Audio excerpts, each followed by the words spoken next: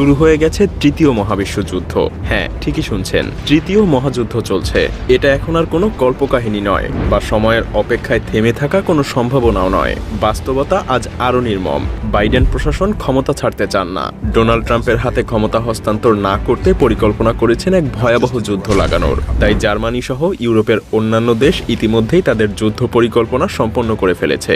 আর Russia, তারা তাদের পারমাণবিক নীতিকে এমনভাবে সাজিয়েছে যেন যে কোনো মুহূর্তে ইউরোপের উপরে পরমাণু মিসাইলের বৃষ্টি নামাতে পারে। অফিসিয়ালি হয়তো এই যুদ্ধের ঘোষণা হয়নি, কিন্তু বাস্তবতা বলছে অন্য কথা।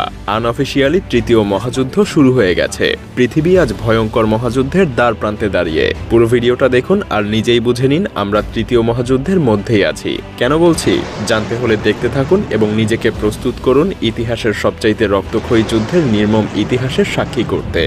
এক সময়ের সীমিত আঞ্চলিক সংঘাত ইউক্রেন রাশিয়া যুদ্ধ আজ হয়ে উঠেছে এক বৈশ্বিক সংকট। 2022 সালে রাশিয়া যখন ইউক্রেনের সামরিক অভিযান শুরু করেছিল তখন কেউই ভাবেনি এই যুদ্ধ একদিন তৃতীয় বিশ্বযুদ্ধের আশঙ্কা তৈরি করবে।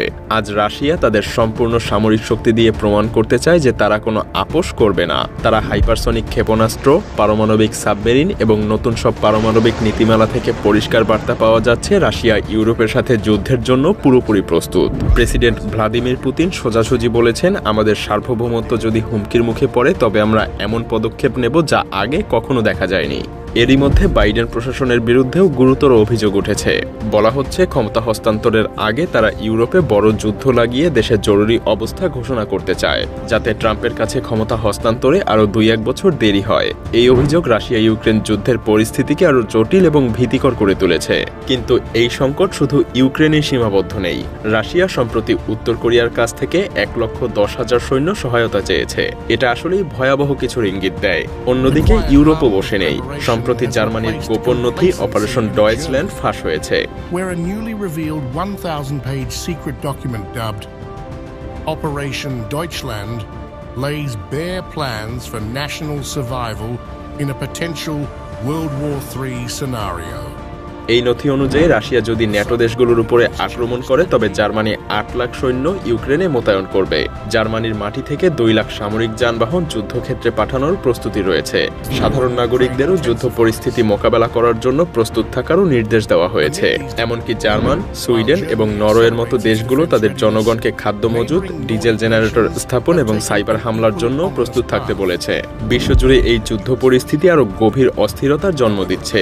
বিশেষজ্ঞরা বলেছেন এই সংকট যদি আরও দীর্ঘায়িত হয় তবে তা এমন এক যুদ্ধের রূপ নেবে যা মানব ইতিহাসের সবচাইতে ধ্বংসাত্মক হিসেবে লেখা থাকবে। ডোনাল্ড ট্রাম্পও সতর্ক করে বলেছেন, রাশিয়া, চীন, উত্তর কোরিয়া এবং ইরানের মতো শক্তিগুলো একত্র হলে তা পশ্চিমাদের জন্য চূড়ান্ত সর্বনাশ ডেকে আনবে। আর ইউক্রেনের সামরিক প্রধান জেনারেল ভ্যালেরি জালুঝনি এক দুঃস্বপ্নের বার্তা দিয়েছেন। তিনি বলেছেন, তৃতীয় বিশ্বযুদ্ধ ইতিমধ্যেই শুরু হয়ে গেছে।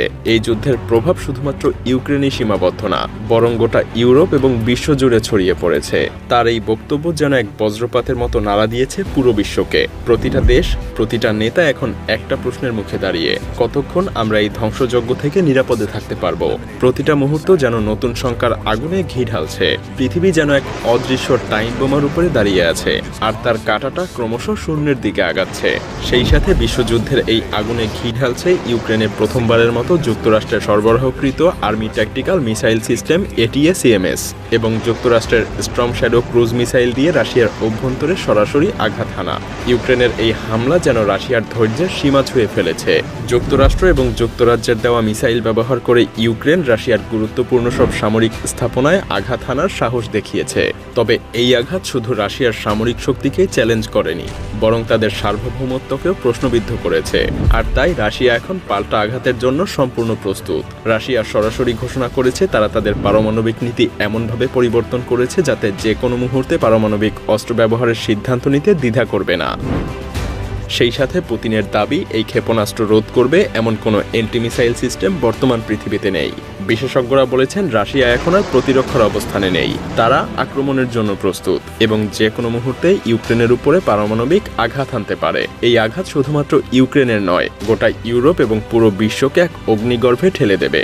রাশিয়ার প্রতিটা পদক্ষেপ স্পষ্ট করে দিচ্ছে যে তারা আর আপোষ করবে না, আর যদি তারা পারমাণবিক অস্ত্র ব্যবহার করে তবে এটা হবে ইতিহাসের সবচাইতে ভয়াবহ যুদ্ধের সূচনা।